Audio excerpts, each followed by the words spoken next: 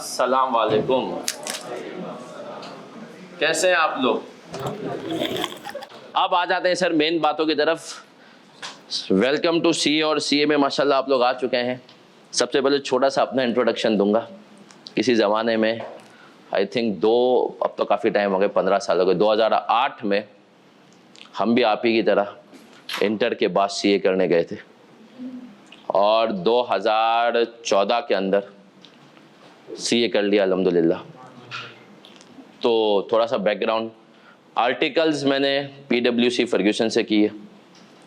उसके बाद जो है के इलेक्ट्रिक में जॉब की, जिसका आप लोगों ने पिछले महीने तो ज़्यादा गालियाँ दी। फिर जो है मुझे भी पता लगा कि यार यहाँ पर ज़्यादा रहा तो गालियाँ पड़ेंगी, तो उसके बाद जो है मैं यूनिलीवर चला गया।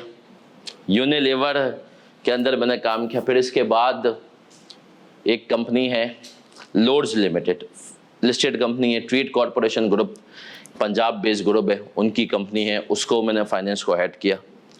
फिर 2020 में रियलाइज़ हुआ या अंदर के मेमन ने थोड़ा कीड़ा काटा। उसने कहा भाई, तकरीबन मैं आर्टिकल्स मेरी शुरू हो गई थी 2010 में और 2020 में, तो मैंने कहा तकरीबन 9.5-10 साल हो गए थे। तो जो है उसने कहा कि भाई अब अपना कुछ करना है, अब अपना काम करना है। तो फिर मैंने कहा एक सीए सिर्फ फ़िलहाल तो फर्म ही खोल सकता है, सही है। तो मैंने सीए फर्म जो है, एक फ़र्म है जिसके पाकिस्तान के अंदर 5 शहरों में ऑलरेडी ऑफिस है, जाहिद जमील एंड कंपनी नाम है उसका। उनके साथ जो उनका कराची और कोयटा का जो है मैंने और एक और साहब ने मिलकर जो है उनकी फ्रेंचाइज ले ली, आप समझे। तो अब कराची और कोयटा के उनका पार्टनर हूँ मैं उस फर्म का। तो ये तो मेरा प्रोफेशनल जर्नी थी कि पीडब्ल्यूसी, के इलेक्ट्रिक, यूनिलीवर, लोड्स लिमिटेड और फिर फर्म।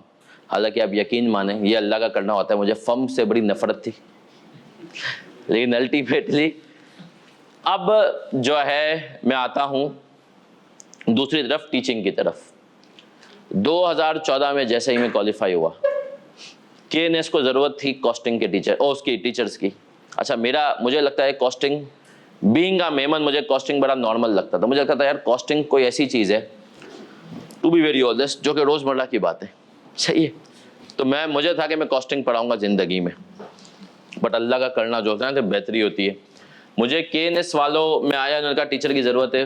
मैंने कहा ठीक है, कॉस्टिंग की, बोला नहीं अकाउंटिंग की।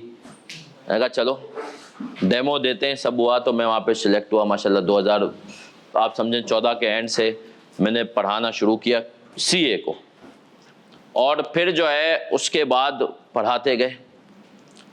फिर बोलते ना कि कभी कभी शुरू में तो माशाल्लाह पढ़ा रहे थे, और अब तो जैसे ऑनलाइन है, वरना ऑनलाइन से पहले तो पूरे ऑडिटोरियम फिल होते थे और यहाँ पे।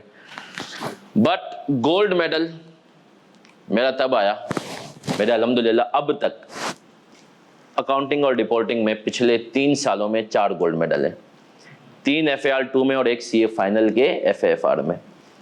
गोल्ड मेडल मेरा तब आया जब मैंने नौकरी छोड़ दी। जब से मैं आया, अच्छा नौकरी छोड़ने की भी बड़ा, आप सोचें, देखो दिमाग में आपको इंशाल्लाह कोशिश करूंगा, जिन बच्चों ने मुझसे पहले पढ़ा हुआ या सुना हुआ, क्लास में हम 10 मिनट लगते हैं स्टोरी टाइम, उसके अंदर हम पढ़ाई के अलावा बातें करते हैं, सही, क्योंकि पढ़ाई वाली चीज़ें तो तुम पढ़ोगे पास हो जाओगे, वो भूल जाओगे, लेकिन जो पढ़ाई के अलावा बातें होंगी ना, ये तुम लोग याद रखोगे। तो आप ये समझें कि मैंने यूनिलीवर में था, और यूनिलीवर आप समझें, यूनिलीवर मतलब यूनिलीवर, एक तो बंदा चार्टर्ड अकाउंटेंट हो, दूसरा यूनिलीवर में हो। भाई तुम्हें नहीं पता तुम्हारी जो माशरे में इज्जत होगी, सही है, तुम्हें अंदाजा ही नहीं है। मतलब तुम बंदे को बोल दो सीए किया और यूनिलीवर में हो, अगला बंदा आपको अलग ही निगाहों से देखने लगता है। थैंक यू बेटा। तो मैं आपको बताऊं, और ये प्रैक्टिकली आप लोग भी इंशाल्लाह फेस देखेंगे। मैं यूनिलीवर में था, सीए था, और शादी उस टाइम पे हुई नहीं थी, सही है। 2015-16 की बात है, 15 की बात है इनफैक्ट, और मेरी यूनिलीवर में जॉब लगी, शादी हुई नहीं थी। आप यकीन माने कि मैं शादियों में जाता था ना, तो कभी कभी मुझे लगता था दूल्हे से ज्यादा प्रोटोकॉल मुझे मिल रहा है, सही है। मतलब वो अंकल जिन्होंने बचपन में अपनी औलादों को कहा था कि इससे दूर रहो, ये बिगाड़ देगा, सही है, अब वो भाई करके बात कर रहे हैं, सही है। तो आप, तो मैं बताएं, तो वो फेज माशाल्लाह आता है। तो ये था। फिर मैं खैर यूनिलीवर में था, लेकिन यूनिलीवर में मुझे अंदाजा हो गया था कि यार यूनिलीवर में रहा ना तो टीचिंग नहीं हो पाएगी। वजह क्या थी? यूनिलीवर बहुत अच्छी कंपनी, बहुत सिखाती है, लेकिन वो आपको छोड़ती नहीं है। मतलब मैं क्लास में होता था, बच्चों को सवाल दिया, यहाँ पर मैं ऑफिस का काम करने लगता था। तो अब आप बताएं कि मेरा माइंड अगर दो तरफ होगा तो मैं कैसे करता। उस दिन मैंने सोचा, मैंने कहा यार देखो, अपना काम अगर करना है तो साथ साथ में टीचिंग तो चलानी है। अब टीचिंग अगर चलानी है तो यूनिलीवर में रह के तो टीचिंग बहुत, तो मुझे दुनिया ने, देखो एक बात होती है दिमाग में, अल्लाह से एक मशवरा करो हमेशा और फिर उस पर अमल करो। मैंने सोच लिया कि यार मैं जाऊंगा एक लोड्स लिमिटेड। यूनिलीवर यहाँ है ना, तो लोड्स लिमिटेड यहाँ है वो भी लिस्टेड कंपनी। दुनिया ने कहा पागल हुआ है यूनिलीवर छोड़ के, मतलब। और मैं आपको सच बताऊं, यूनिलीवर का इतना बड़ा नाम कि अब मैं जॉब वाली जिंदगी छोड़ चुका हूं। मतलब जो है ना, नौकरी नहीं ढूंढ रहा मैं, लेकिन आज भी मुझे डिफरेंट एचआर वाले कॉल करके पूछते हैं सर आप जॉब करेंगे? मैं कहता हूं भाई तू मेरी प्रोफाइल देख। पिछले दिनों कोको कोला से कॉल आई, सही है। वजह क्या थी सर? मेरा कमाल नहीं था, यूनिलीवर का टैग, सही है। तो यूनिलीवर मैंने छोड़ के जब गया, क्योंकि मेरा दिमाग क्लियर था कि अगले 3-4 साल बाद भाई अपना कुछ करना है। जब अपना करना है तो मैंने कहा यूनिलीवर में रह के तो नहीं हो पाएगा। अपना करने के लिए पहले टीचिंग को तो थोड़ा मजबूत करें। तो फिर मैं टीचिंग की तरफ मैंने ज़्यादा तवज्जो दी, यूनिलीवर छोड़ के लोड्स लिमिटेड में। और फिर जो अल्टीमेटली फिर हुआ ये कि ज़िंदगी में, अब मैं आपको बताऊं, आप स्टूडेंट्स जो होते हैं, सारी वजह से आपका दिमाग बने। मैं टीएसए में भी किसी ज़माने में पढ़ाता था, मैं केएनएस और टीएसए दोनों में पढ़ाता था। तो और टीएसए नॉर्थ तो मेरे दिल के बहुत करीब है, सही है, क्योंकि नॉर्थ के बच्चों को मैं ज़्यादा पढ़ाता था। तो हुआ ये कि टीएसए में एक बच्चा है मेरा, आजकल वो कॉमेडियन है, मतलब वो वाकई में कॉमेडियन है, उसने सीए तो छोड़ दिया है। वो ताबिश हाशमी के साथ टीम में होता है अजमल जुबैर। तो अजमल ने मुझसे एक दिन सवाल पूछा, सुबह सुबह संडे के दिन 8:45 बजे। तो सर एक बात पूछूं? मैंने कहा पूछ। मैं उस टाइम पे लोड्स में था। बोला सर देखें, आप सीए क्वालिफाइड हैं, 9 to 5 आप जॉब करते हैं, उसके बाद आप 5:30 पौने 6 बजे से क्लासें लेते हैं और रात के 9-10 बजे तक क्लासें रहते हैं। उसने कहा सर ये कोई लाइफ हुई? आप सुबह 9 बजे से निकल रहे हैं और रात 9-10 बजे तक आप, उसने कहा सर ये कोई लाइफ हुई? यार उस दिन मुझे रियलाइज हुआ कि बॉस बहुत टाइम हो गया दोनों काम साथ करते हुए, अब रिस्क लेना बनता है। फिर मैंने सोचा कि यार अब जॉब को क्या, वो बच्चे के सवाल ने, उसको तो मैंने बोल दिया पैसा ने वैसा ने सारे मंजन बेच दिए। लेकिन मैं वापसी में जब गाड़ी ड्राइव कर रहा था तो यार मैंने सोचा, मैं आ रहा था अभी तो लगा यार ये बात तो सही कह रहा है। बस उस दिन मैंने सोचा और उसके 6 महीने के अंदर मैंने रिजाइन दिया और फिर आया। खैर सर टीचिंग पे आता हूँ। तो टीचिंग मैंने शुरुआत की FAR2 से। FAR2 को मैं हमेशा कहता हूँ कि मेरी पहली मोहब्बत है, सही है। तो FAR2 टीचिंग में, तो मैंने कहा FAR2 जो है मैंने FAR2 से शुरुआत की कहानी की, जिंदगी की। अल्हम्दुलिल्लाह उस पेपर को तो अब मैंने माशाल्लाह इतना वो हो गया कि मैं सच बताऊं, मुझे ऐसा लगता है कि FAR2 और मेरे बच्चों को भी अल्हम्दुलिल्लाह अभी पेपर हुआ तो बहुत सारे फीडबैक आए कि कुछ लोग कि यार मुश्किल था, बट मेरे बच्चों को लगा कि अल्हम्दुलिल्लाह मैनेजेबल ईजी पेपर था। वो अल्लाह का एहसान है। फिर FAR1 में मैंने पढ़ाना शुरू किया, आई थिंक बैक इन 2017-18, और उसके बाद से FAR1 में भी हूँ। FFR मैंने पढ़ाना शुरू किया है 2020 में। तो बेसिकली ये मेरी अब तक, और कंपनी लॉ मैंने पढ़ाना शुरू किया है 2 बैच पहले, तो ये मेरा कंपनी लॉ का इंशाल्लाह इस दफ़ा 3रा बैच होगा। तो टीचिंग से मुझे इश्क है, ये मेरा पैशन है। और टीचिंग में मेरा आने की सबसे बड़ी वजह एक ये भी थी, अब जो बात करना बहुत सीरियस है, तुम लोगों ने डराया होगा कि सीए मुश्किल है। कितने लोगों को किसी ने मतलब लगा या किसी ने कहा कि सीए मुश्किल है? कहा किसी ने सीए मुश्किल है? देखो पीछे से हाथ माशाल्लाह, हर कोई कहता है सीए मुश्किल है। ये बात सब झूठ बोलते हैं भाई। जब मेरा सीए हो सकता है ना तो मैं आपको बता दूं किसी का भी हो सकता है, ये बात मैं आपको बता दूं। आपको मैं यहाँ तक हद बताऊं, एक पेपर था, अब तो खैर वो तुम्हारा PRC में आ चुका है, इकोनॉमिक्स का। हमारे टाइम पे इकोनॉमिक्स का लिखने वाला पेपर होता था मॉड्यूल B में। मुझे ना पेपर से एक दिन पहले पता चला कि इसके अंदर ये एक चैप्टर जो मुझे पता ही नहीं था सिलेबस में भी है, सही है। तो मुझे वो पता चला पेपर से एक दिन पहले, और आप यकीन माने फिर भी मेरा पेपर अल्हम्दुलिल्लाह, क्योंकि सर मेरा ना शुरू से दिमाग में एक पॉइंट था। मैं थोड़ा सा आपको बता दूं सीए क्यों मुझे मुश्किल नहीं लगा, और मैं आपको आज पहली क्लास में मंत्रा बता रहा हूं। सीए को जिंदगी में अगर आसान करना है ना तो 2 चीज़ों को कर लो, स्मार्टली टैकल, इम्प्रूव कर लो। और ये बात मैं आपको IQ के नंबर से भी बताऊंगा। पहली चीज अंग्रेजी अच्छी कर लो भाई, अंग्रेजी अच्छी कर लो, तुम्हारी जिंदगी से सीए के अंदर से 70% रट्टा हट जाएगा। कितने परसेंट रट्टा हट जाएगा? 70% रट्टा हट जाएगा अगर तुमने अंग्रेजी अच्छी कर ली। यहां पर ज्यादातर बच्चा मार खाता है, अंग्रेजी अच्छी नहीं होती, हर चीज बोलता है याद करो। जिस बच्चे की अंग्रेजी अच्छी होती है ना, बोलता है भैया हेडिंग याद है, बाकी बुक मैं लिखूंगा। सही है, कॉन्सेप्ट है अंग्रेजी। अब अंग्रेजी कैसे अच्छी करें, है ना, सवाल आएगा। देखिए सर, मेरी अंग्रेजी क्यों अच्छी थी, कभी कभी आपको जिंदगी में कोई टीचर अच्छा मिल जाता है तो इसमें आपको कोई कमाल नहीं होता। कोई यहाँ पर बच्चा है जिसने फिजिकल बीवीएस से पढ़ा, कराची में एक स्कूल है बीवीएस, मशहूर है, पढ़ा है, नाम सुना है? मैंने नहीं पढ़ा बीवीएस से, सही है, लेकिन मैंने जो इंग्लिश की टीचर से पढ़ा है ना, वो अल्टीमेटली जा करके वो बीवीएस की प्रिंसिपल लगी, कैरमिन पारिक। तो जब नॉर्मल बच्चा, वो खातून हमारे स्कूल में थी, अल्लाह का वो एक एहसान था।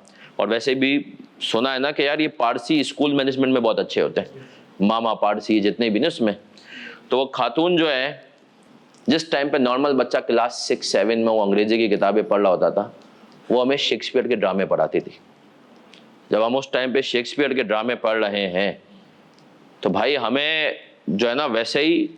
फिर दूसरी बात, जो 9 मैट्रिक इन साइंस वो थे, मतलब 9 मैट्रिक के अंदर जो नॉर्मल बच्चा रट्टे लगा रहा होता था नोट्स के, उस औरत ने हमें कहा था कि अगर किसी की भी मुझे आंसर शीट में रट्टे वाला आंसर नजर आ गया ना बेटा, वो जो नहीं स्कूल में भरम कराते हैं फजूल के, एडमिट कार्ड नहीं मिलेगा, ये वो सगा नहीं। तो हमने अपने अल्फाज में लिखा। इंग्लिश में कम नंबर आए थे, मुझे याद है 75, मुझे 61 आए थे, जबकि पूरे खानदान में जो आपको पता है ना कि वो फुप्पो की बेटी उसके किनकी 75, मुझे 71, 73। अम्मा अब्बा ने कहा ये क्या है सही है। लेकिन उस चीज़ का मुझे फ़ायदा हुआ सीए में। सीए में मैं आया तो आप यकीन माने कि मैं देखता था कि लड़के रट्टा मार रहे हैं मेरे साथ के दोस्त, और मैं चिल होता था। सही है, मुझे याद है पेपर से 13 दिन पहले मॉड्यूल बी के हमारे 13 दिन पहले शब बारात पड़ी थी। अब वो सारे लड़के पढ़ रहे हैं और मैं फटाके फाड़ने जा रहा हूँ क्यों सर? मतलब फटाका, हम उस टाइम पे क्रिकेट खेलते थे, तो जो है सर वजह क्या थी, मुझे पता था कि यार ये खुद लिख लूंगा भाई मैं इंग्लिश। अब इंग्लिश अच्छी हो, सबसे पहले देखो ये बात है, सब झूठ है कि रीडिंग से उससे इंग्लिश अच्छी होती है सुनने से। बच्चा कोई भी जबान कैसे लर्न करता है भाई? सुनने से ना। अब जाओ और इंग्लिश यूट्यूब चैनल्स को देखो। अब इंग्लिश हम, अच्छा इंग्लिश भी हम सुनते हैं गोरे की, भाई गोरे की नहीं सुन, उसका एक्सेंट तुझे पकड़ने में टाइम लगेगा। भारतीय पड़ोसी मुल्क, हम जितनी भी नफरत करें, हमसे बहुत आगे है when it comes to education, है ना। बाकी चीज़ों में पीछे भी कुछ चीज़ों में, लेकिन जो है एजुकेशन की बात करें तो बहुत आगे। सर मैं इंग्लिश का मैं बच्चों को रिकमेंड करता हूँ एक चैनल, जिसको आजकल तो खैर मैं खुद नहीं सुन पा रहा हूँ, लेकिन वो चैनल मैं कहता हूँ अगर बच्चा उसको सब्सक्राइब कर ले, वो है थोड़ा प्रो इंडिया बेस्ड सब कुछ है, लेकिन यार थिंक स्कूल के नाम से, थिंक स्कूल के नाम से एक इंग्लिश चैनल है, उसका इंडियन मतलब है, उनका जो एक्सेंट है ना, वो different topic, different case studies ये सब करते हैं। सही है, उसको आप करो थिंक स्कूल। इसी तरीके से जो इंडियन यूट्यूबर है जो कि अंग्रेजी सुनो, इंग्लिश सुनोगे, इंग्लिश सेट हो जाएगी। इंग्लिश लिखना सीख गए, आधा सी हो गया। अब आ जाओ बाकी आधा कैसे होगा? सर वो है मैथ्स अच्छी करने में। कितने लोग जो प्री इंजीनियरिंग वाले, सही है, और कितने लोगों ने बाकी जो है ए लेवल्स वगैरह में मैथ्स एडमेस वगैरह किया हुआ है कुछ, सही है। बाकी कॉमर्स वालों से नहीं पूछूंगा सही है, ठीक है सर। लेकिन देखो मैथ्स अगर आपकी, और मैथ्स में हमें वो नहीं जो पढ़े इंटीग्रेशन ये सब बकवास बातें, सही है। आप लोगों ने जो मैथ्स, बाकी क्यूटी में जो सभी ने देख ली होगी ना माशाल्लाह, लेकिन मैथ्स सर आपकी मैथ्स हो कि आप इक्वेशंस के थ्रू चीज़ें सॉल्व कर सकते हो, सही है। क्योंकि मैं आपको बता दूं, अगर आपकी मैथ्स अच्छी है ना, तो सीए वाला क्या करता है, एक पेपर तो पूरा उसने मैथ्स का रखा है, उसको नाम दे दिया कॉस्टिंग का। कॉस्टिंग का पेपर मैं आपको सच बता दूं, अगर आपकी मैथ्स बहुत अच्छी नहीं है ना, तो आपको बहुत तंग करेगा। बहुत सारा बच्चे को मैं रिकमेंड करता हूं कि पहली क्लास टाइम में कॉस्टिंग ना लो, क्योंकि सर कॉस्टिंग और लॉ को जब मैं कंपेयर करूं ना, तो लॉ निस्बतन आसान है, सही है। कॉस्टिंग जो है वो निस्बतन हजम करने में थोड़ा सा मुश्किल बच्चे को लगता है, सही है। शुरू में तो हो जाता है, बाद में उसको लगता है कि यार ये क्या चीज़ है, सही है ना। कि उसमें सवाल कैसे शुरू करें यही समझ में। लेकिन अगर मैथ्स अच्छी है तो फिर कॉस्टिंग पे जाएं। तो मैं हमेशा कहता हूं कि जो है मैथ्स, अब आ जाओ ये तो कॉस्टिंग में, अकाउंटिंग में भी आईकेप क्या करता है। अकाउंटिंग में भी आईकेप का जो है एक बहुत बड़ा मसला जो कि अक्सर, काजी द ग्रेट आ गए, काजी के लिए बहुत सारी तालियां होनी चाहिए। अच्छा, अकाउंटिंग में भी आईकेप क्या करता है जो कि अक्सर आपके घर में भी होता होगा, फिर इस स्टेज पे तो अम्मी करती होंगी, मेरे और काजी के उस स्टेज में कभी कभी बेगम भी ये करती हैं। कभी आप खवातीन से जो है आर्ग्यूमेंट कर रहे हो, अम्मी से आर्ग्यूमेंट आपका होता है और अम्मी हारने लगे थोड़ा बहुत ना, तो अम्मी क्या किस पे आती हैं, नमाज, आप बोला नमाज पढ़ ली, कुरान, सही है। तो आईकेप भी यही, आईकेप को लगे ना कि यार इसको कॉन्सेप्ट तो इस टॉपिक में टेस्ट कर लिए, तो आईकेप आता है सबसे पहले अंग्रेजी पे। पिछली दफा उसने कॉस्टिंग का पेपर बनाया था, वो ऐसा लग रहा था कि उसने बच्चे की अंग्रेजी का टेस्ट ले लिए। मुश्किल मुश्किल अल्फाज, घाड़े अल्फाज जो बच्चे को एक पहली दफा में तो पढ़ के लगे गाली बक रहा है, सही है। फिर जो है तो ये, और अगर वहां से बच्चा बच गया तो किस पे आ जाता है, मैथ्स। अकाउंटिंग के पेपर में मैथ्स की एडजस्टमेंट जो है डाल रहा होता है। मतलब आपको, मतलब मैं आपको सच बताऊं, क्यूटी की चीज, अभी पिछले दफा क्यूटी का एक प्योर क्यूटी का कॉन्सेप्ट, सही है, वो जो है वो उसने पूछा है आपका FAR 2 के अंदर, तो किस पे गुजार देगा आपको, मैथ्स पे। तो याद रखो, तो आईकेप का ये कुछ, अंग्रेजी अच्छी कर लो, मैथ्स अच्छी कर लो, सीए की जिंदगी तुम्हारी इंशाल्लाह बहुत ज्यादा आसान हो जाएगी, बहुत ज्यादा आसान हो जाएगी। तो ये तो थोड़ा सा मैंने सीए का बता दिया कि लोग भले कहते हैं मुश्किल है, सही है, लेकिन अगर आपने स्मार्ट स्टडी कर ली, वो स्मार्ट स्टडी काजी और मैं आपको इंशाल्लाह क्लास में सिखाएंगे, तो आप देखना कि आपका सीए मुश्किल नहीं। सीए सिर्फ एक काम करता है जो शायद मैंने ओरिएंटेशन में भी कहा, 2 साल जो बच्चा नॉर्मल पढ़ता है उसको 6 महीने में कवर कराता है। अब बच्चे को ये समझ में आना चाहिए उसको 6 महीने में कैसे कवर करना है, और आखिरी के जो है उसको 3 घंटे जो होंगे जब मैच होगा ओरिजिनल, उसमें कैसे परफॉर्म करना है, ये बात है। अच्छा, अब मैं आऊँगा, अच्छा सर मैं 2 मिनट बात करके फिर निकलता हूँ। सर तो एक मिनट से आपका इंट्रोडक्शन दे दूँ। हमारे माशाल्लाह अगर कहें ना कि FAR 1 के सबसे पुराने इस वक्त जो टीचर चल रहे हैं, मेरे ख्याल में शायद इस वक्त शहर में एक आध के अलावा पूरे शहर में सबसे पुराने भी FAR 1 के टीचर, मतलब जो कि इस नए तरीके से पेपर को पढ़ाते हैं, वो माशाल्लाह हमारे पास ग्रेट सर काजी हैं।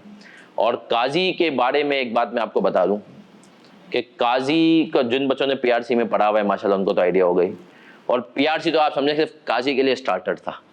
मेन कोर्स जो है काजी का, वो अब इंशाल्लाह जो है ये आ रहा है आपका FAR 1, और इस पेपर से इस आदमी को इश्क है। और आप यकीन माने कि ये आदमी इतनी प्रैक्टिस करवाता है कि कभी कभी मुझे कहना पड़ता है कि काजी भाई थोड़ा सा हाथ हल्का रखें। तो ये इतनी प्रैक्टिस करा देगा कि आपको, ये मेरी गारंटी है इंशाल्लाह, घर से कुछ पढ़ने की जरूरत नहीं है। बाकी ओवर टू सर काजी आप जो है, ज़्यादा बात तो नहीं करूँगा, इंशाल्लाह हमारी मुलाकात जो है वो आपसे आगे आने वाले वक्तों में होगी। होपफुली कल से हमारी क्लास स्टार्ट हो रही है। बहुत सारे चेहरे जो हैं वो देखे हुए हैं और माशाल्लाह से उन्होंने मेहनत की, अल्हम्दुलिल्लाह वो यहाँ पे आज पहुँच गए।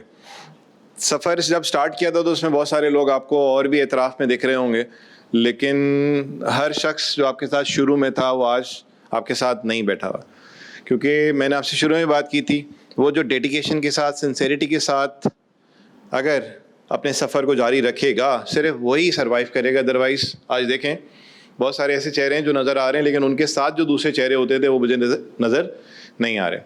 तो बहरहाल अल्लाह पाक सबको कामयाब करे। जो मेहनत करेगा, थोड़ा बहुत ऊपर नीचे हो ही जाता है इंसान किसी पेपर में, अगर खुदा न ख्वास्ता गिर गया तो कोई बात नहीं, लेकिन एटलीस्ट बाकी पेपर्स निकले भी तो हैं।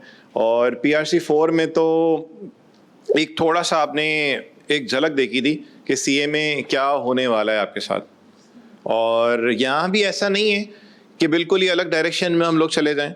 यहाँ भी हम लोग उसी अंदाज से, उतनी ही डेडिकेशन के साथ, रोज़ का काम रोज़ ना सही, जिस तरह से मैं आप लोगों को देख रहा होता था, लगे हुए हैं। पूरी बुक्स को आपने खोल खाल दिया, तो इंशाल्लाह यहाँ भी हमने वही सारा मामलात लेके चल रहे हैं। जिस तरह से बुक्स की बात करें, PRC के अंदर क्या किया था, मैंने आपको कहा था कि भाई पूरी बुक को जो है वो आपने खोल देना है और जो चैप्टर चल रहा है वो लेके आए। ऐसा ना हो कि हमसे कोई चीज़ मिस हो जाए, या ऐसा ना हो कि आप लोग को बुक की अंग्रेज़ी समझना है। सर अभी बात क्या करें कि पेपर जब आपके सामने आएगा और उसी पेपर का अगर हम लोग ट्रांसलेट कर दें तो आपको बात आराम से समझ आ जाती है। लेकिन जब हम खुद पढ़ते हैं तो वो उसके पता नहीं कितने सारी मीनिंग्स हम लोग निकाल लेते हैं।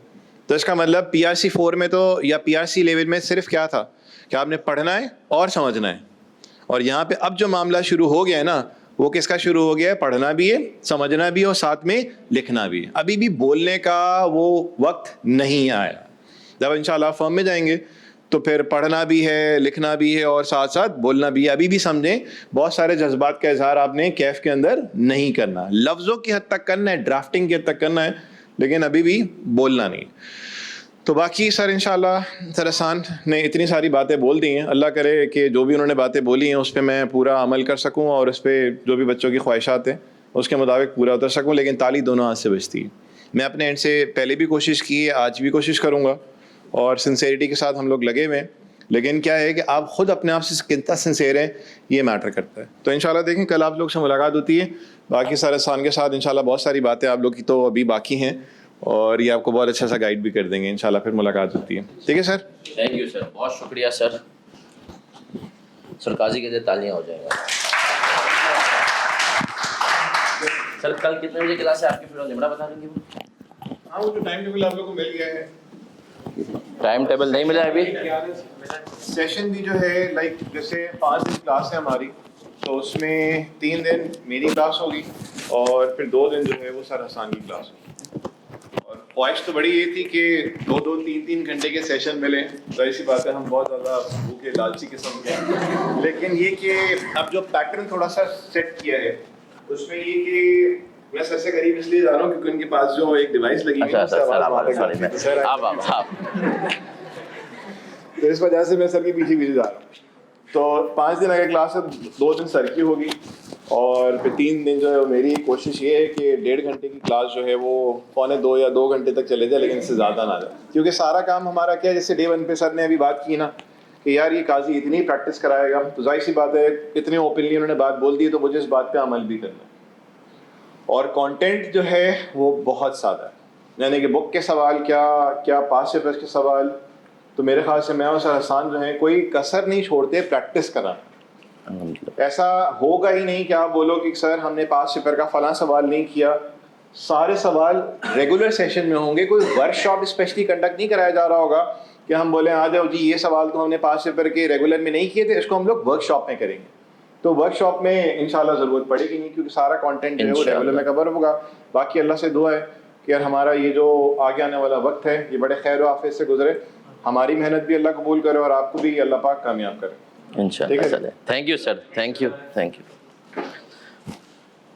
तो काजी ने माशाल्लाह जो चीज़ें समराइज़ की, क्या अप्रोच होगी हमारी। चलें सर मैं कंटिन्यू करूँगा कि CA में आप लोग समझ गए कि स्मार्ट स्टडी पहले दिन से अब ये कैफ में आ गए। देखो PRC में तो हमेशा मैं कहता हूँ तुम लाए गए हो, PRC में तो तुम लाए गए हो। हमारे टाइम पे मॉड्यूल A होता था, बच्चा उसमें 2-2 दफ़ा फेल होके सीधा जाता था ACCA, और फिर ACCA का इनकम हो जाती थी। ICAP को लोगों ने समझाया, बोला भाई क्या कर रहे हो, बोला ये आता है, इसको लगता है CA तो हो ही नहीं सकेगा, सब सही कह रहे थे मुश्किल है। तो बोला फिर इसको आओ 5 पेपर 4 पे उस टाइम पे 4 होते थे FC के नाम से, बोला इसको लाओ और इसके निकालो, उसका पासिंग परसेंटेज कर दो 70 से 80%। वो पेपर अगर इसके निकल गए इंशाल्लाह तो बोला फिर ये खानदान में चौड़ा होगा। सबको 4 पेपर CA के निकाले 5, अब किसी को क्या पता कैसे पेपर थे, सही है। अब जो है जब वो आपने माशाल्लाह निकाल ली ना तो आपको खुद भी एक कॉन्फिडेंस लेवल होगा, बोला फिर उसके बाद उसको कैफ में लाओ तो उसका एक लेवल अलग होगा और फिर वो रुकेगा नहीं इंशाल्लाह। अगर रुका भी तो फिर उसके पास पीछे जाने का नहीं होगा। तो ये बेसिकली ICAP ने PRC को तो इसलिए डिज़ाइन किया। अब आ जाते हैं सर किसके ऊपर, कैफ के ऊपर। कैफ भी मैं बार बार कह रहा हूँ हवा बनाए हुए लोगों ने मुश्किल है।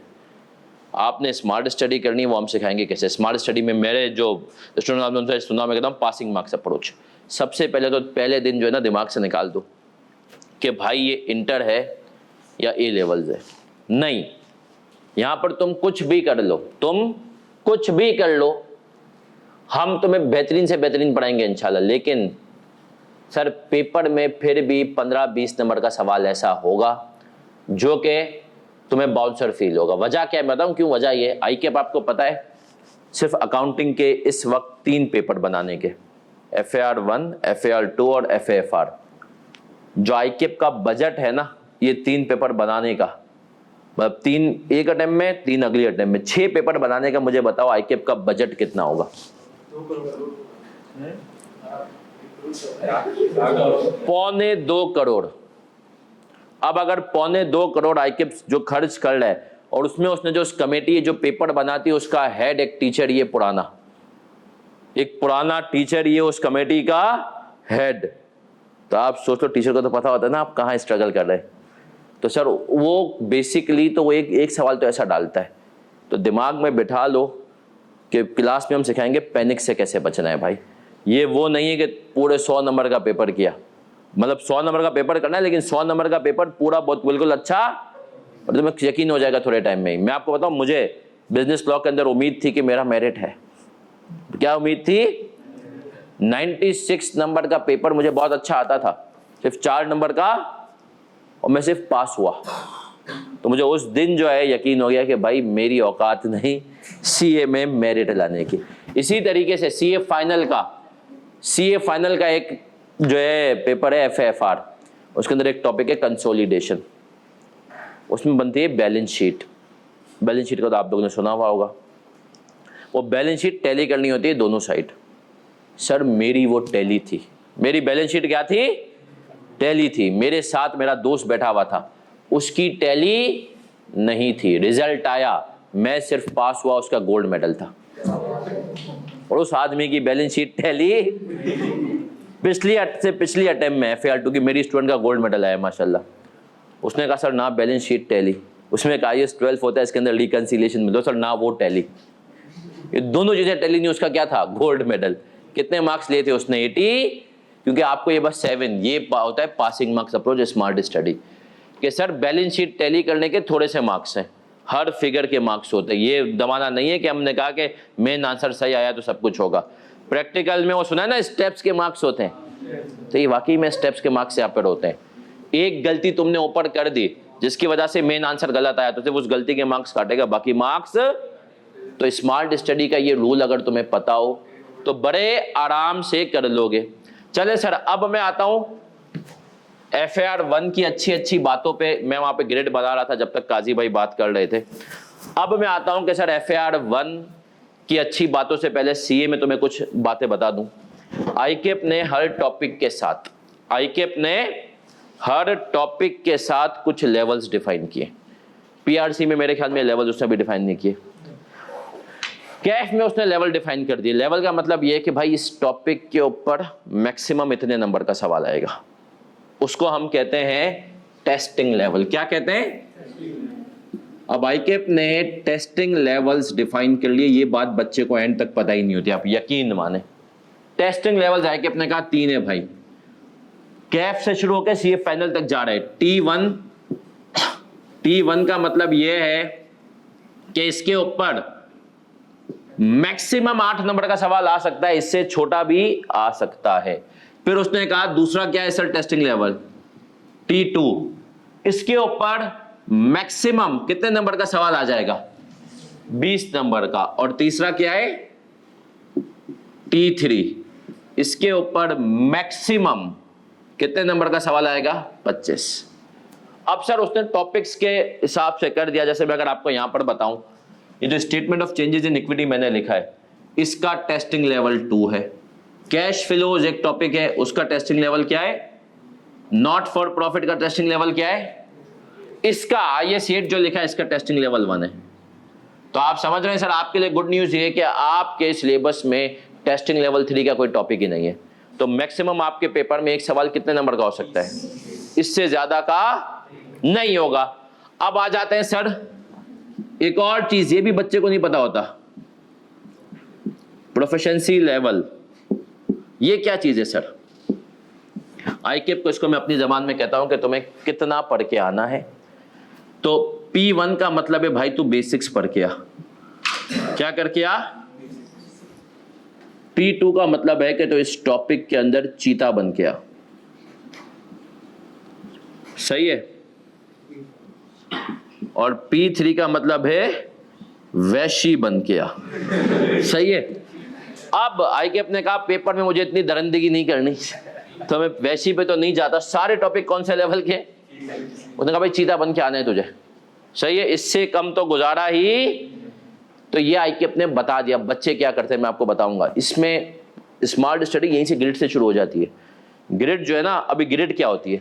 ग्रिड में IQ ने बता दिया भाई ये टॉपिक्स हैं, इनसे मैं इतने तक के सवालात पूछूंगा, ठीक है, और इससे ज्यादा की चीजें आई तो मैं बाकी जगहों से पकड़ूंगा। तो अब आ जाओ 5, यहां से मैंने थोड़ा सा गैप दिया, किसी वजह से दिया है। यहाँ पे शुरू होता है एक और टॉपिक का नाम है, मैं चाहूंगा इसको अगर आप लोग चाहें तो कॉपी कर ले, अच्छा है, ताकि आपको पता चलता जाए।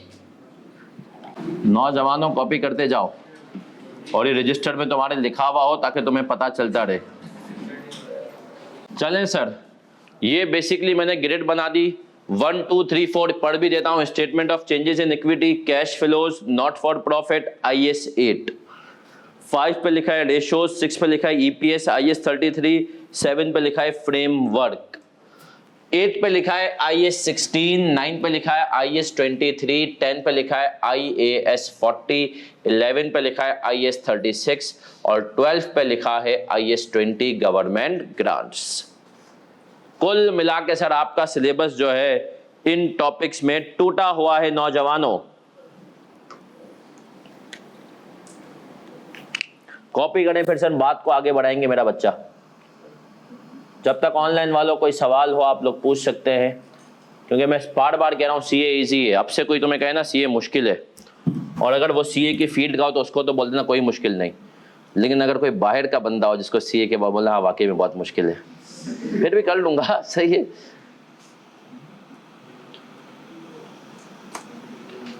सर ऐसे ऐसे बच्चों ने CA निकाले, ये मैं आपको बताऊंगा। एक शख्स जिसको मैं बजाते खुद जानता हूँ और मुझे पता है कि वो मुझसे कभी झूठ नहीं बोल सकता, वो आदमी आप यकीन माने IQ के CA के एग्जाम में सोया हुआ है। उसके साथ मसला है को जब भी टेंशन होती है उसको नींद आ जाती है, तो उसको पेपर में मुश्किल लगा, उसने कहा मैं सो गया। 15 मिनट बाद इन्विजिलेटर ने उठाया, बोला बेटा घर नहीं आता घर जाओ। उसने कहा नहीं आ तो रहा है, बट नाक लग गई थी। तो सर ऐसे ऐसे लोगों ने CA निकाला हुआ है। मतलब जो आदमी सो रहा है पेपर के अंदर 15-20 मिनट, तुम लोग तो फिर माशाल्लाह जाग के पढ़ते हो है ना, पेपर करते हो। कितने लोग ऐसे हैं जो कि जब पेपर में 3 घंटे होते हैं उस टाइम पे उनको मार्शल लॉ उनकी बॉडी को लग जाता है और उनको जो बेसिक नेसेसिटीज होती हैं उनकी भी ज़रूरत नहीं पड़ती। मतलब पानी नहीं पी रहे होते, वॉशरूम नहीं जाते, कोई है ऐसा? मेरे साथ तो ऐसा ही होता था। बस जब 3 घंटे होते थे ना तो मुझे तो लगता था कि भाई अब पूरी दुनिया रुक चुकी है। और कुछ बच्चे मैंने देखे 2-3 दफा पानी पी रहे हैं, वॉशरूम जा रहे हैं, सही है, लेकिन पेपर देंगे सबका निकलते हैं। अल्लाह ने सबको अलग बनाया है ना।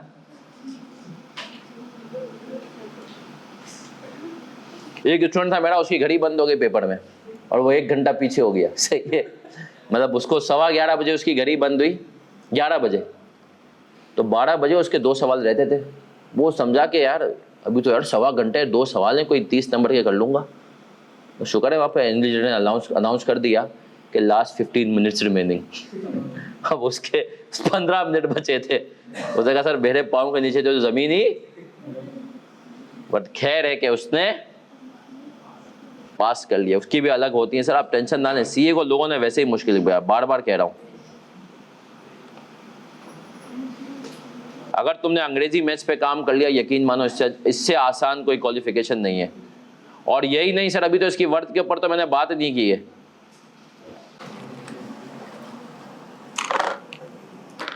चलें सर, ये बेसिकली ये जो मैंने आपके सामने बताई है इसको हम क्या कहते हैं? ग्रिड। इसको क्या कहते हैं? ये IQ ने बता दिया कि भाई अब तुम जरा गौर से देखो, जो शुरू के 4 टॉपिक लिखे हैं इसके आगे मैंने क्या लिखा है? 35 से 45, 35 to 40। IQ ने कहा दुनिया इधर से उधर हो जाए, इन 4 टॉपिक से मिनिमम कितने नंबर का पेपर बताऊंगा? 35, मैक्सिमम 45। अब अगर कोई बच्चा ये चारों टॉपिक छोड़ कर गया तो इसका मतलब है वो कितने का रिस्क लेके जा रहा है? मैक्सिमम 45 का, मिनिमम 35 का। अब सर यहां पर तुम एक और चीज देखो अगर गौर से, तो सर इसके अंदर 3 जो टॉपिक्स हैं वो T2 वाले है ना, 3 टॉपिक्स कौन से? मैक्सिमम कितने नंबर का सवाल आ सकता है?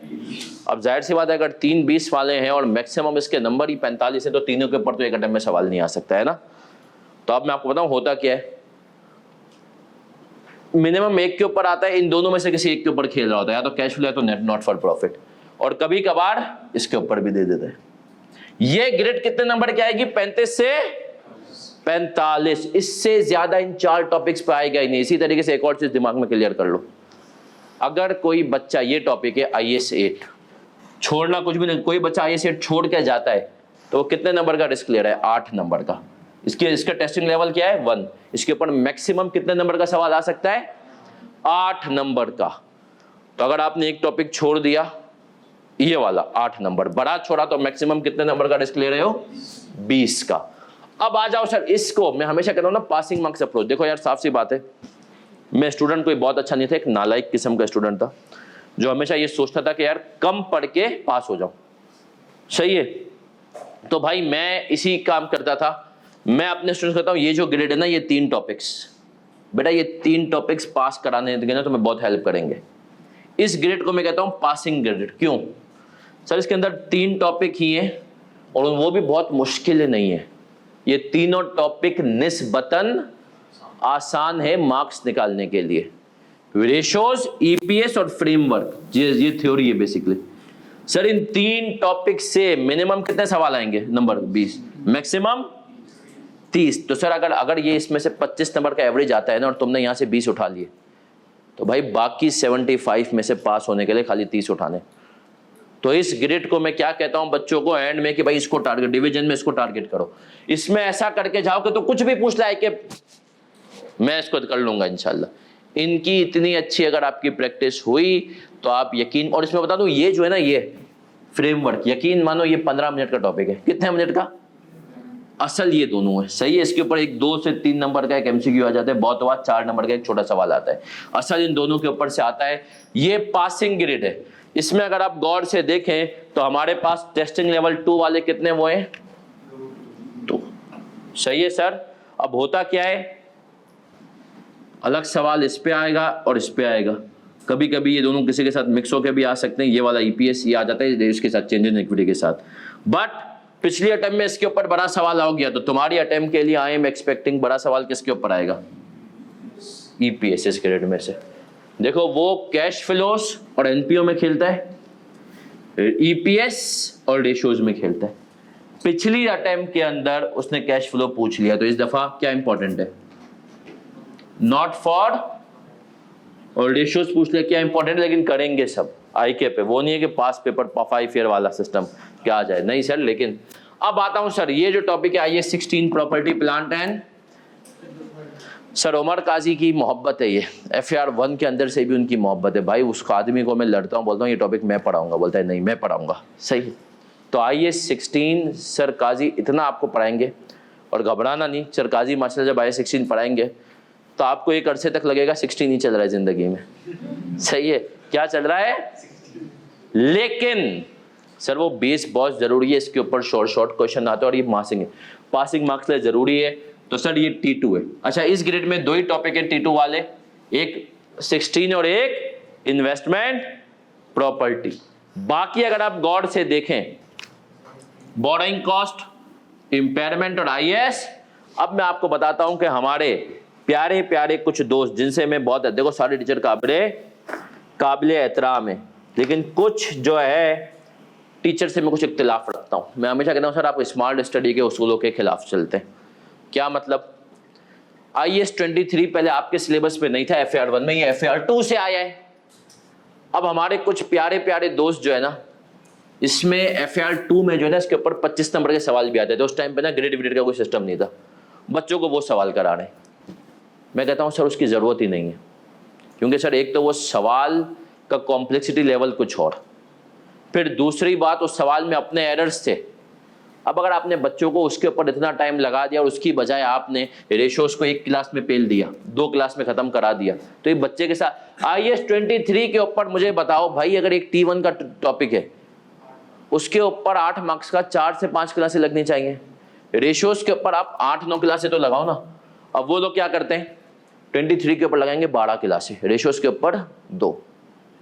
तो आप समझे सर, ये आपने उस टॉपिक के ऊपर बहुत अच्छी प्रैक्टिस करा दी जो कि आपको बहुत अच्छे से आता है, लेकिन पेपर में इतना सर। तो ये स्मार्ट स्टडी T1, ये बेसिकली जो है T1 का है, हम करेंगे, पूरा करेंगे। लेकिन मैंने क्या कहा कि मैं जानबूझ के कुछ वो सवालात नहीं करवाऊंगा, जैसे कहा जाए ना, हम पास पेपर सारे कराएंगे जो कि FR2 लेवल पे थे और 25 नंबर के लिए थे, और जिन सवालों के अंदर भी एरर था, क्योंकि वो कराने का मतलब ये है कि आपका कॉन्फिडेंस क्या कर देना, डाउन। स्मार्ट स्टडी है कि भाई मैक्सिमम हम जो है वो सवाल करें जो कि आपके लिए अभी रेलिवेंट हो। खतरनाक से खतरनाक सवाल हम करेंगे, लेकिन जो कि 8 नंबर के एम्बिट में आ सकते हो। अब आते हैं सर, बाकी पूरी ग्रेड है आपके पास यहाँ पर, और ये अब आ जाते हैं सर, आप कौन से टॉपिक्स पढ़ाएंगे और काजी साहब कौन से पढ़ाएंगे, है ना। काजी तो आपको बताइए, गुफ्तार का गाजी काजी। तो आ जाए,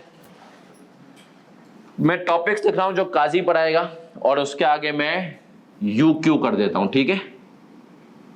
उमर काजी, उमर काजी, उमर काजी, उमर काजी, उमर काजी, ये टॉपिक कराएंगे उमर काजी। तो मैं कौन से कराऊंगा सर, नॉट फॉर प्रॉफिट मैं कराऊंगा, रेशियोज मैं कराऊंगा, फ्रेमवर्क मैं कराऊंगा, और बाकी जो है इसके साथ ये IS 23, IS 40, IS 36 और IS 20 मैं करा रहा हूँगा, ठीक है सर। तो sir Kazi, changes in equity, cash flow, IS 8, EPS और 16 कराएंगे, ठीक है सर। तो ये आप हमारा जो रहेगा पूरे का पूरा, जिसको कहते हैं ना कि साथ हमारा और आपका। तो यहां तक किसी का कोई भी सवाल है नौजवानों, कोई भी सवाल CA के हवाले से, क्लासेस के हवाले से। क्लासेस के बारे में हम बता चुके हैं। इस दफ़ा KNS ने एक इनिशिएटिव लिया, हमने कहा यार बच्चों को सैटरडे संडे ऑफ दो, और इसमें मैंने बड़ा एक किरदार किया, हमने कहा यार ज़िंदगी एंजॉय करने दो, है ना। मैंने कहा भाई सिंपल सी बात है यार, आके हमने बच्चों को इसमें डाला हुआ है। और एक और बात जो कि मैं हमेशा कहता हूँ, कितने लोग ऐसे हैं जो कि अभी ट्यूशन व्यूशन कुछ पढ़ा रहे हैं, होम ट्यूशंस है कोई एक। नौजवानों जरूर पढ़ाया करो, जरूरत हो ना हो पढ़ाया करो। पूछो क्यों? देखो टाइम जो होता है ना बड़ा कीमती होता है। अक्सर जब आप किसी को पढ़ाते हो ना तो आपके अपने कॉन्सेप्ट बहुत क्लियर होते जाते हैं, सही है। तो ट्यूशंस वगैरह कहीं ना कहीं कुछ, तो अक्सर ऐसा होता था, बच्चे हमारे, आप बच्चों का भी सुनो, चलो एक और भी आज स्टोरी टाइम में बात करूंगा कि हमारे बच्चे जो है ना सर चीज़ों को लेकर के नहीं जाते हैं। ये बहुत सारे लोग कहते हैं कि आपको पहली क्लास में बता रहा हूं, एज आ स्टूडेंट पहचानो। मैं अपने बात करूं तो मैं एज आ स्टूडेंट अपने आप को पहचानता था, और मेरे साथ मेरा एक बहुत अच्छा दोस्त है वसीम, आज वो भी क्वालिफाई, मैं भी। मैं आपको बता दूं, हमारे पेपर होते थे यही शुरू के कैफ के, तो वसीम और मेरी हालत क्या होती थी पेपर से एक दिन पहले। पेपर से एक दिन पहले आप यकीन माने में हम लोग नमाज के लिए मिलते थे, तो इमाम साहब थोड़ी सी तिलावत लंबी कर देना इशा की, तो मैं बोलता था इमाम साहब ज्यादती हो रही है ये कराएं ना आते ना पढ़े। आपने सूरह रहमान खोल लिए माशाल्लाह। क्यों भाई? क्योंकि मैं पढ़ता एंड में था। अब वसीम की हरकतें देखें, वसीम नमाज में आता था पूरा पेपर से सुकून से, और नमाज के बाद जानबूझ के हम लोगों को रोके, उसको पता था इनकी तो हालत है। फिर हम घर की तरफ भाग रहे हो कि भाई चलो जल्दी से पढ़ें अब जाके ना, कल पेपर है सुबह। वसीम जा रहा होगा नाई की दुकान पे, कल वो भी आएगी भाई। तो वसीम क्यों? इसके पीछे वजह क्या थी? हम शुरू में ना पार्टी करें। मैं हमेशा से नियत करता था कि पढ़ूंगा तो एंड में ही, चाहे पेपर अच्छा हो या बुरा हो, पढ़ूंगा, क्योंकि मेरी जिंदगी का उसूल था। देखो मैं ये, क्योंकि मेरी शुरू से थी 5 महीने पार्टी करो, आखिरी का 1 महीना पढ़ लो, और आखिरी का 1 महीना ऐसा पढ़ो कि आप यकीन माने, मुझे याद है मेरी फुप्पो की बेटी की शादी थी, पेपर से कोई 3-4 दिन पहले।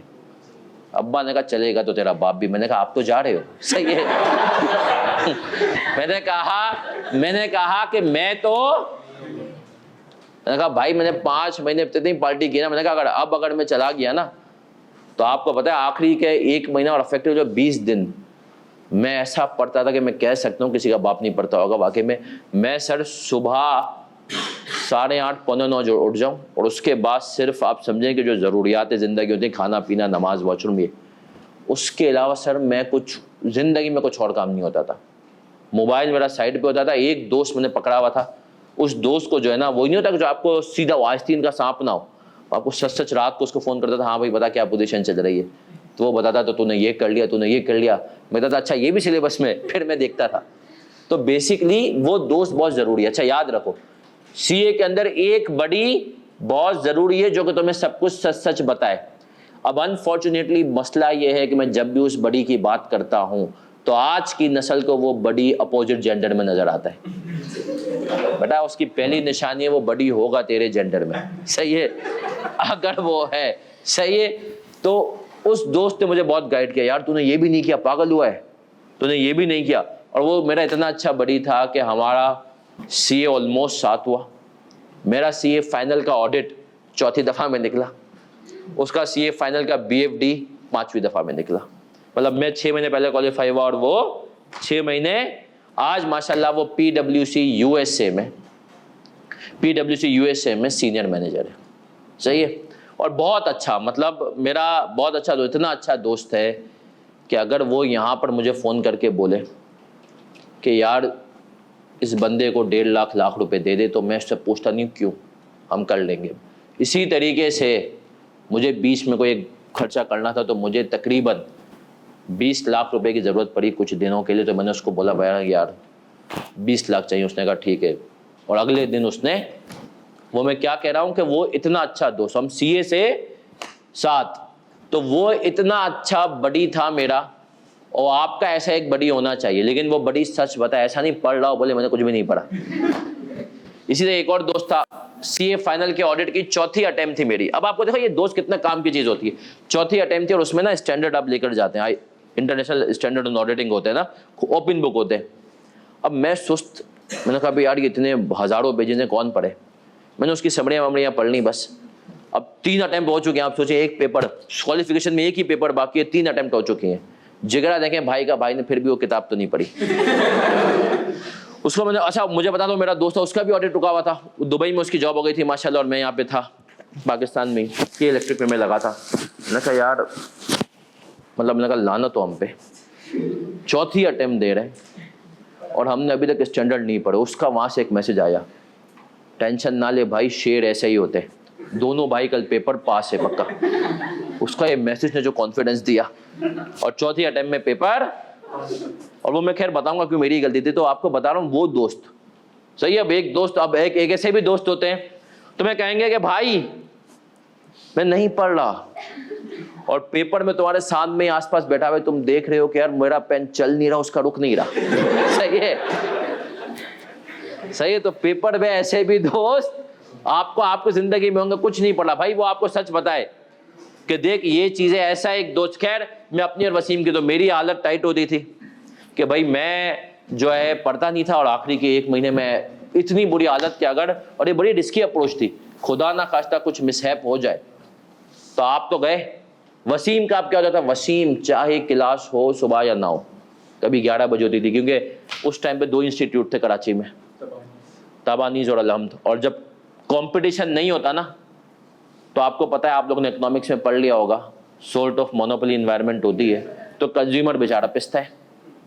तो उस टाइम पे दोनों इंस्टीट्यूट की जो हमें रात को पता चलता था, एक सुबह क्लास 8 बजे या अगले दिन सुबह 11 बजे, कब पता चल रहा है, कभी कभी तो उसी दिन सुबह 7:30 बजे पता चल रहा है कि 9:30 बजे क्लास है।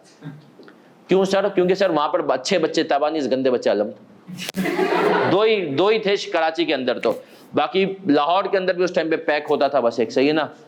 तो सर आप ये सोचें कि मोनोपोली दबाकर थी उनकी, सही है। मतलब यहाँ तक था कि मैंने, तुम लोग अभी हम हाथ जोड़ेंगे मॉक दे दो, तुम लोग नहीं देते हो भाई, मैंने मॉड्यूल ए में मॉक नहीं दिया तो मेरी मॉड्यूल बी में उन्होंने 7,000 रुपये बढ़ा दिए फीस, पेनल्टी के आपने मॉक नहीं दिया। इसी तरीके से एडमिशन होते थे, आपको पता है एडमिशन टेस्ट होते थे वहाँ पे उस टाइम पे। हमारे एडमिशन टेस्ट हुआ, वो इंग्लिश और मैथ्स का टेस्ट लेते थे। अब इंग्लिश में मुझे पास किया, मैथ्स में मुझे फेल कर दिया। अब जब मुझे मैथ्स में फेल किया तो फेल सिर्फ इसलिए किया, आपको एडमिशन तो दे देंगे लेकिन आपने जो 3,000 रुपये जमा कराए थे टेस्ट के वो वापस नहीं मिलेंगे। तो ऐसे कोई उस टाइम पे 1,000-1,200 बच्चे टेस्ट देते थे और उनमें से मुश्किल से 40-50 को पास करते थे, बाकी सबको एडमिशन मिल जाता था, 10-15 को छोड़ के बाकी। तो सर ये वो ज़माना था। तो वसीम का क्या था कि वसीम साहब सुबह क्लास हो ना हो वो बंदा 8:30 बजे लाइब्रेरी पहुंच जाता था और रात को 10:30 तक लाइब्रेरी में होता था। उसका डेली रूटीन, हम उस टाइम पे उसकी बड़ी तफरीह करते थे, हम बोलते थे अभी जिंदगी नहीं है तेरी तो कोई, बोले तू क्या आदमी यार, 8:30 बजे क्लास के फौरन बाद कहाँ भागेगा, लाइब्रेरी, क्लास से पहले लाइब्रेरी। तो वो बंदा, तो उसकी पेपर से एक दिन पहले फुल चिल होता था और मेरी हालत ये होती थी कि हम लोग 4 दोस्त रक्शे में जाते थे। तो मैं रक्शे में आगे बैठना पसंद करता था रक्शे वाले के साथ। वजह ये होती थी कि मैं उस टाइम पे भी पढ़ सकूं, मैं उस टाइम पे भी, क्योंकि वो पीछे जो 3 होते थे ना वो अच्छा अल्फाज में कहूँगा मस्तियाँ कर रहे होते थे। तो मैं और मुझे क्या होता था, तो सर मेरी अप्रोच बहुत, लेकिन वही बात कि ये अप्रोच सर बनी कैसे, ओवर दी पीरियड। स्कूल से मैं एंड में पढ़ता था तो मुझे पता था कि यार मैं एंड में आखिरी बॉल पे छक्का मार लूंगा इंशाल्लाह। अब आपसे शुरू में छक्का नहीं लग रहा होता और अब एक बच्चा बोले कि मैं आखिरी बॉल पे कैसे होगा, सर तो अपने आप को एज ए स्टूडेंट पहचानो और हर तरह के, या तो वसीम बन सकते हो या तो मेरी तरह बन सकते हो, सही है। तो अब आपको ये देखना है कि शुरू में अगर पढ़ना है तो स्मार्ट स्टडी मैं बताऊंगा क्या करना है। हर सवाल घर पे जाके खुद से, कुछ सवाल होंगे जो कि हम बताएंगे खुद से करना है। सर स्मार्ट स्टडी, दिमाग को तेज करो, कैलकुलेटर पे तुम से चीजें जल्दी चलें, इस अप्रोच के साथ आओ। अब सर याद रखें, मैं हर सवाल, यहाँ पे एक और आखिरी बात अब करने जाऊंगा, इसके बाद आपके सवालात के लिए आऊंगा। सर एक अप्रोच पेपर में याद रखो, पास होने के लिए कितने चाहिए, 50 नंबर। लेकिन कभी तुम में से कितने लोग क्रिकेट शौक से देखते हैं? सही है, मुझे भी बड़ा शौक है, मतलब मुझे पाकिस्तानी टीम की परफॉर्मेंस देख के कम होता जा रहा है, सही है। तो मैं भी क्रिकेट बहुत शौक से देखता हूँ, बट दुनिया में जो मैंने जिस कैप्टन को अपने होश में देखा है, जिसको मैं फॉलो करता हूँ, वो है Mahendra Singh Dhoni.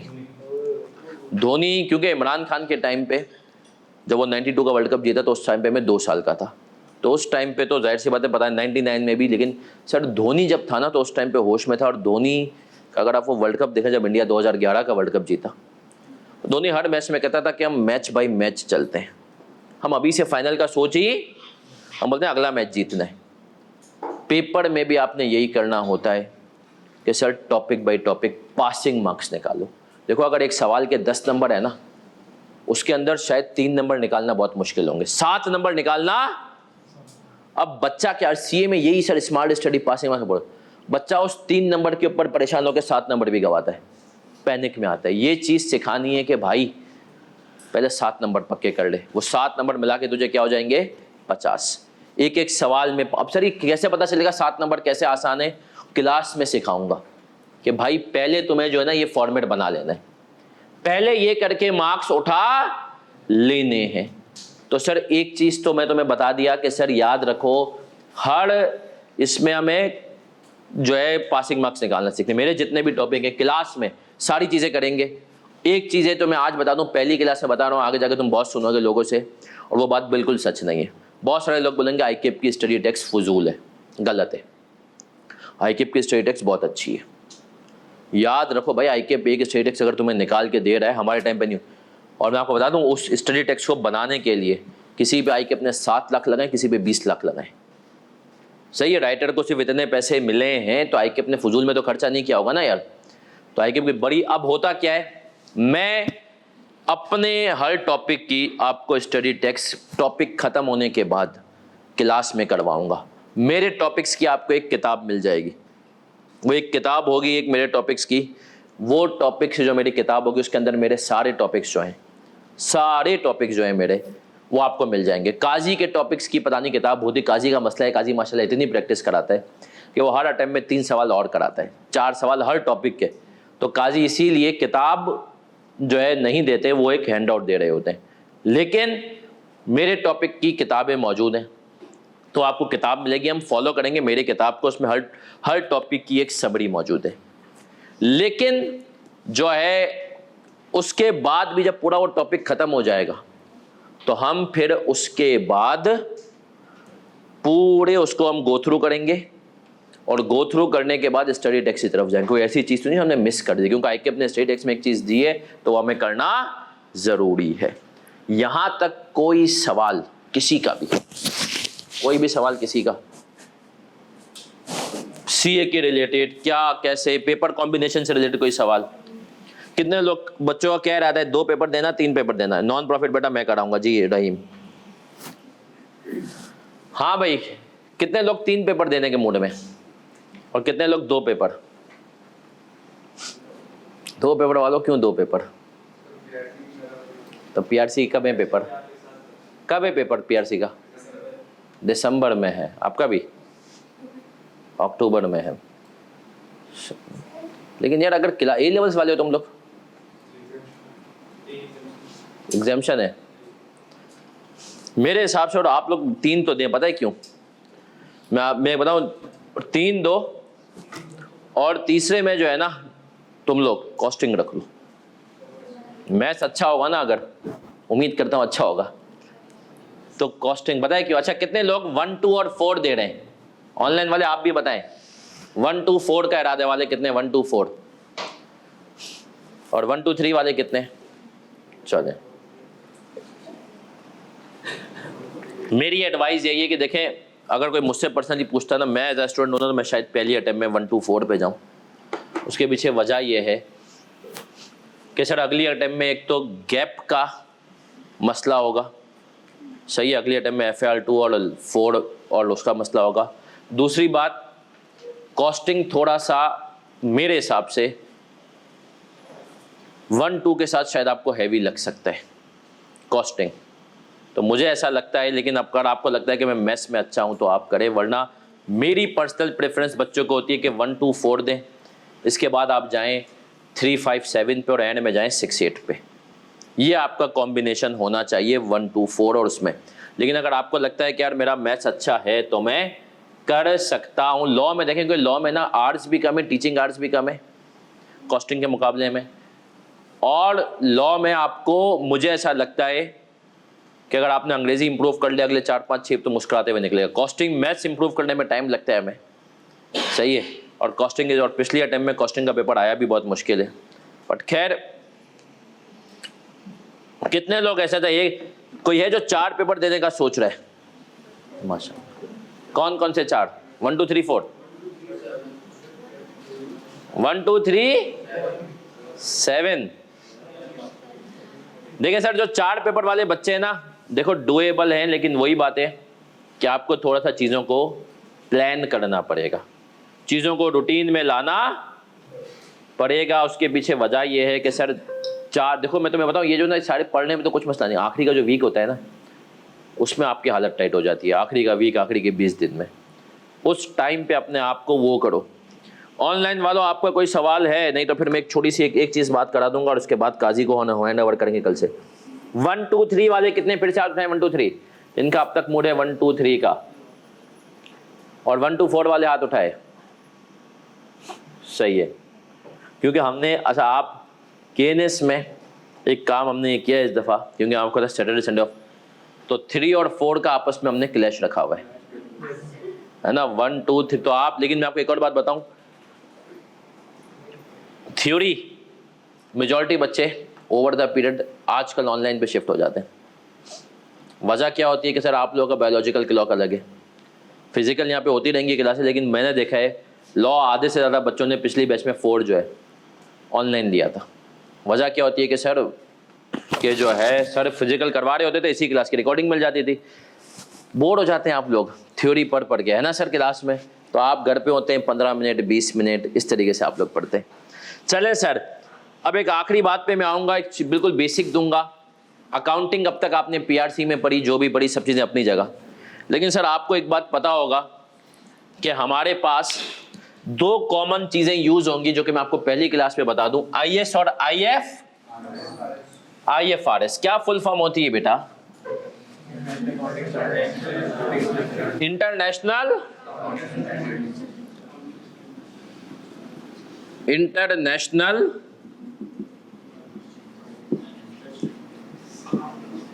Accounting standards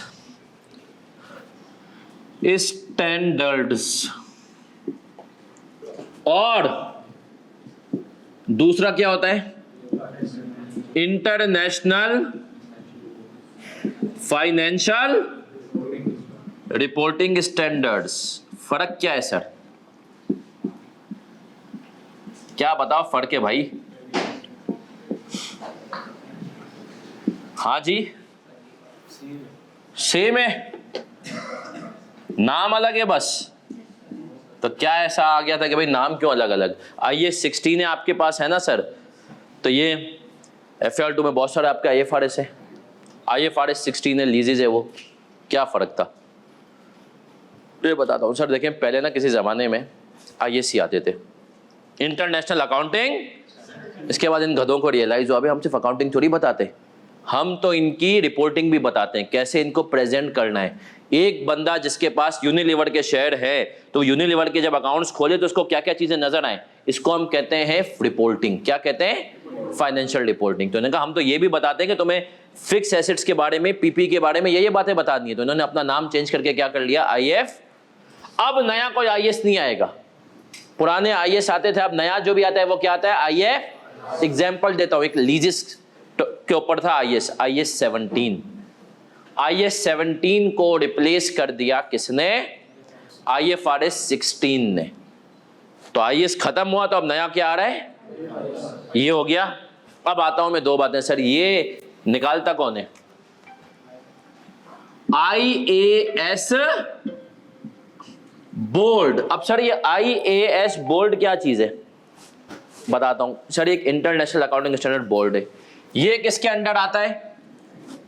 IFAC के अंदर, इंटरनेशनल फेडरेशन ऑफ। अब मैं आपको कुछ बातें बताता हूं, सही है कि सर IFRS जो है, और ये दुनिया भर में कुल मिला के कितने मुल्क हैं बताओ जरा मुझे।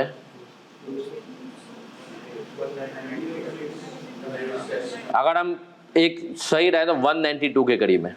कितने? 190। उन 192 में से 120 ममालिक इंटरनेशनल अकाउंटिंग स्टैंडर्ड्स फॉलो करते हैं, IAS या IFRS।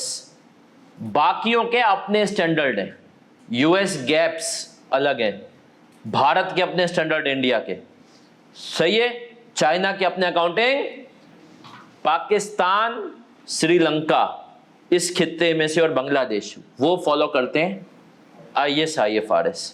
ठीक है, उसमें मैं आपको एक और, आप देखें दुनिया भर में आप कहीं भी जाएंगे ना तो इंडियंस छाए हुए, सही है। हम आप देखें ना, हम देसी लोगों में, ब्राउन पीपल में इंडियंस छाए हुए, लेकिन अकाउंटिंग की वो फील्ड है वाइज जिसमें कौन छाया हुआ है? पाकिस्तानी। क्यों सर? इनकी वजह से। हम इंटरनेशनल जो दुनिया में चलता है वो पढ़ते हैं, इंडिया वाले क्या पढ़ते हैं? अपने मुल्क के स्टैंडर्ड्स। तो कहीं जॉब प्रेफरेंस होती है तो वो कहते हैं यार उस बच्चे को बुलाओ जिसने क्या पढ़ा हुआ हो, तो ICAP का बच्चा उसमें आता है। और ICAP मेंबर है किसका? IFAC का। IFAC की एक कमेटी है जिसका नाम है IAS बोर्ड, और उसको IASB भी कहते हैं। वो अकाउंटिंग स्टैंडर्ड्स बनाते हैं दुनिया में। जैसे कि कोई भी नई चीज आती है डालते, क्रिप्टो, अभी क्रिप्टो आया हुआ है ना, उसके ऊपर एक अकाउंटिंग स्टैंडर्ड बन रहा है, क्रिप्टो करेंसी के ऊपर, बिटकॉइन को कैसे अकाउंट फॉर करेंगे। तो ये इसके पास टास्क किया है, ये बनाएगा, ICAP के साथ शेयर करेगा। ICAP हम मेंबर्स के साथ, हम जो CA क्वालिफाइड मेंबर थे, मैं, सर मुनीर, सर साजिद, तो हम लोगों के बाकी जितने भी हैं उनके साथ शेयर करेगा कि सर ये आ गया, ये सारी चीज़ें। अब आप किसी मेंबर को कुछ कहना है तो कह दे इसके बारे में, फिर वो अपने कमेंट्स देता है, फिर एक नया स्टैंडर्ड आता है। अब तक ये तो हमने पूछा प्रोसेस क्या होता है, ये इशू करता है, और इसके ऊपर कौन है? IFAC है। IFAC के अंदर CA पाकिस्तान, ICAP मतलब ACCA, ICAW, ये सब इसके मेंबर हैं। अब सर रीजंस क्या होते हैं इनके आने के? क्या रीजंस होते हैं, क्यों लाए जाते हैं ये? तो सही है, करो अपने हिसाब से अकाउंटिंग। मतलब यार 300 पेजेस के भी IAS IFRS हैं, क्यों आते हैं? ताकि सब एक ही स्टैंडर्ड। यस सर, इसको हम कहते हैं पहली चीज कंसिस्टेंसी इन प्रेजेंटेशन। क्या मतलब? सर अगर आपके पास यूनिलीवर पाकिस्तान और यूनिलीवर UK के शेयर हैं, आप दोनों के जब अकाउंट्स खोलें तो आप कंपेयर कर पाए। आप क्या कर पाए? कंपेयर कर पाए। दूसरा reason, to reduce window dressing. Sir ये विंडो ड्रेसिंग क्या हुए है? बताओ भाई, विंडो ड्रेसिंग क्या होती है? गलत दिखावा। मैं विंडो ड्रेसिंग की एग्जांपल देता हूं ब्यूटी पार्लर से। चीज कुछ और है, दिखाई कुछ और जाती है। चीज कुछ और है और आपने कहा यार सामने जब पोजीशन दिखाई कुछ और। ये हमारे साथ हुआ है। हम एक क्लाइंट पे थे, DHL पे थी एक मोहतरमा, वो हमारे साथ थी माशाल्लाह सब कुछ ना। एक दिन अच्छा हम लोग DHL पे थे ना, तो उसकी कभी क्लास में कहानियां सुनाऊंगा। सुबह सुबह में पहुंचा तो एक खातून बैठी हुई है। अब हमें मुझे बताता है 4 लोगों की टीम थी हमारी DHL पे, सॉरी 5 लोगों की। उसमें हम 4 मर्द रहा थे, एक खातून थी। अब सुबह सुबह एक और खातून बैठी हुई है। मैंने जाते पूछा, मैंने कहा आप गलत जगह तो नहीं बैठ गई? ऑडिटर रूम है। उसने मुझे घूर के देखा। फिर मैंने कहा कि आप फर्म ने नया बंदा भेजा है? पर उसने मुझे एक अल्फाज कहे, अबे मैंने कहा अरे आप तो पहचानने में ही नहीं आ रही। तो मैंने मतलब, और वाकई में, वैसे नहीं कि मैं मजाक कर रहा था, वाकई में वो खातून, फिर मुझे पता चला कि उनकी माशाल्लाह कोई हफ्ते के बाद एंगेजमेंट है, तो इसलिए उन्होंने तो जो है, तो वो आप अब देखें ना, ये विंडो ड्रेसिंग नहीं थी। वो एक खातून रोज बैठती थी साथ, उसको मैं पहचान नहीं पा रहा था। अच्छा फिर वही, जब फिर बाकी लोग ऐसे ऐसे आने लगे, और हम जो बाकी 4 लोग हैं उनमें से आप समझें मेरे अलावा 3, मतलब जो बाकी 3 लोग और है, एक और ने भी उनको पहचान नहीं सका। तो क्या था? Window dressing. सही है। मतलब सर चीज कुछ और हो, दिखाई कुछ और जाए। सर ये बहुत होता है। आपने एक्सपेंस को एसेट बना दिया, प्रॉफिट बढ़ जाएगा। एक चीज है एक्सपेंस आउट होनी चाहिए थी, आपने उसको क्या बना दिया सर? एसेट बना दिया, तो आपका प्रॉफिट बढ़ जाएगा। क्या मैं क्लियर हूं? पक्की बात है नौजवानों?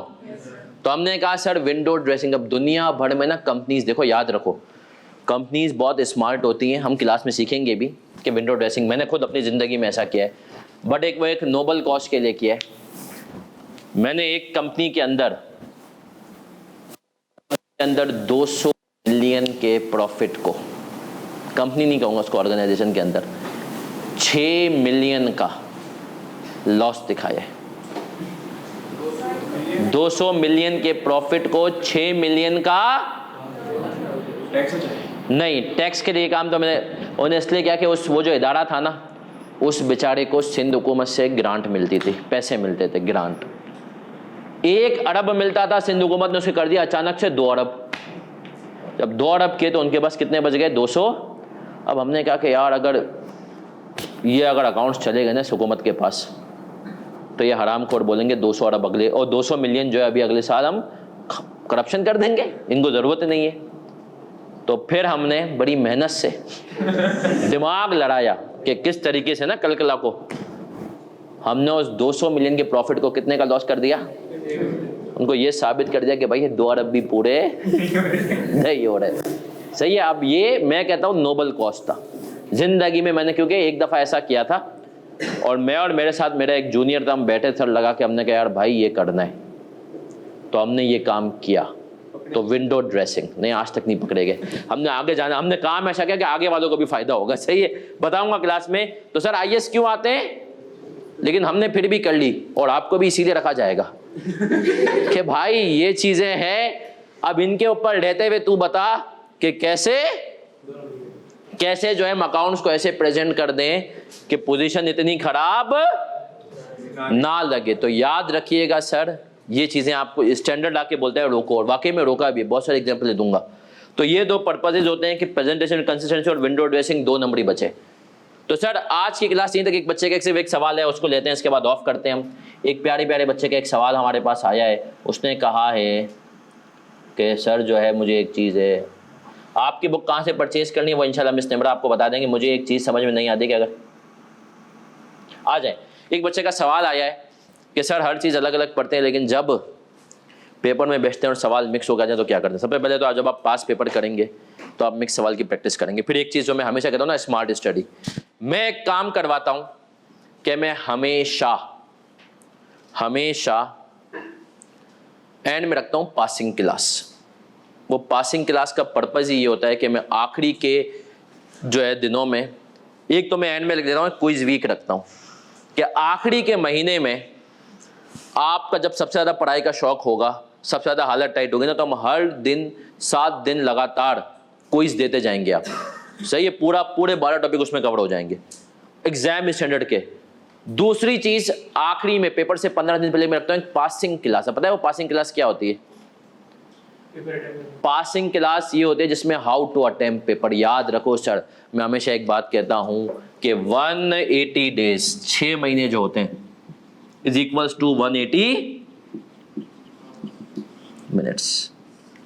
पेपर में तुमने अच्छी से अच्छी वो कर लिया, सही है, डोमेस्टिक में तुम सेंचुरियां बनाते गए, इंटरनेशनल में आए फ्लॉप, जैसे अभी हमारा चल रहा है मोहम्मद हारिस, सही है, वो वैसे छक्के मारेगा, इधर उधर दुनिया भर की लीग्स में खेल रहा है, इंटरनेशनल में आता है क्या हो जाता है? तो कोई फायदा नहीं जिंदगी में सर। आप प्रैक्टिस कितनी भी कर लें, क्लासों में जितने भी चीते हो जाएं, अगर आप यहां परफॉर्म नहीं करो, मैं बताऊं मेजॉरिटी बच्चा यहां फेल होता है। पढ़ के सब जाते हैं, मेरा फोकस क्लासों में भी नहीं है, स्मार्ट स्टडी तुम्हें यहां पास कराना है भाई, तू यहां पे 50-60 नंबर निकाल ले। सही है सर। पासिंग क्लास होती है कि हम पूरा एक एग्जाम स्टैंडर्ड क्वेश्चन पेपर, और इस दफा मैंने सोचा है, हमेशा मैं अपना बनाता हूं, इस दफा मैंने सोचा है कि मैं पिछली अटेम्प्ट का पूरा पेपर कराऊंगा आपको। पिछली अटेम्प्ट का मैं एक भी सवाल क्लास में नहीं करेंगे, वो पूरा हम किस में करेंगे? पासिंग क्लास में। ताकि जब आप बिल्कुल ICAP का ही पेपर अपना सॉल्व कर लेना एक दफा मेरे साथ बैठ के पूरा, जब आप मुख्तलिफ टॉपिक्स को एक साथ कर रहे हो सर, उस टाइम पे आपको पता चलेगा कि आप में जो है क्या क्या आप गलतियां करते हैं। तो सर वो पासिंग क्लास इस तरीके से इंशाल्लाह कवर हो जाएगा। तो सर कल आपकी इंशाल्लाह क्लास होगी। अब टाइम टेबल फिक्स है, शुरू के 2 हफ्ते, ये हफ्ता और अगला हफ्ता आपकी मुझसे मुलाकात अब नहीं होगी, काजी भाई लेकर के चलेंगे। मेरी आपकी इंट्रोडक्शन होगी 2 हफ्ते के बाद, जब इंशाल्लाह होपफुली ये हाथ में ये भी नहीं होगा, तब हम इंशाल्लाह जो है मिलेंगे। लेकिन ये बात याद रखें, आपको पास कराने की गारंटी मेरी और काजी की। जो बच्चे रिकॉर्डिंग में सुनेंगे वो मेरा, या आप लोग भी चाहे तो मेरा नंबर सेव कर लें, कोशिश करें। अच्छा ये बात भी याद रखें, बहुत सारे टीचर्स क्वेश्चन मार्क भेजने से बुरा मनाते, मैं नहीं मनाता हूँ। आप मुझे क्वेश्चन मार्क भेजें, क्योंकि देखें मैसेजेस मिस हो जाते हैं। अभी मैं क्लास में यहाँ पे जितनी देर मैंने क्लास ली, 1.5-2 घंटे मैंने फ़ोन नहीं, हाथ नहीं लगाया, सही है। तो आई एम डैम श्योर कि इसमें कोई 25-30 तो मैसेजेस आ गए होंगे, 2 अदद मुझे कॉलें आ चुकी हैं, सही है। तो जब ये चीज़ें मिस होती हैं और कभी बैक टू बैक क्लासेज होती हैं, तो आपका मैसेज मिस होगा, आप मुझे क्वेश्चन मार्क देके याद दिला दें कि मैंने आपकी क्यूरी को आंसर नहीं किया, आप यकीन माने मुझे मसला नहीं होगा। तो मेरा बच्चा, अब हम मिलेंगे इंशाल्लाह। हम तो कल आप लोग की क्लास है, कल काजी की, और वो भी सुबह के टाइम पे, ये तकरीबन मेरे ख्याल में यही 11:15 11:30। तो इंशाल्लाह कल से आप लोग शुरू कर देंगे IAS 16। अपना ख्याल रखिएगा, दुआ में याद रखिए। किसी का कोई सवाल है तो मुझसे पूछ सकता है। कॉम्बो के हवाले से मैं हूँ अभी अवेलेबल, ऑनलाइन वाले और फिजिकल वालों भी।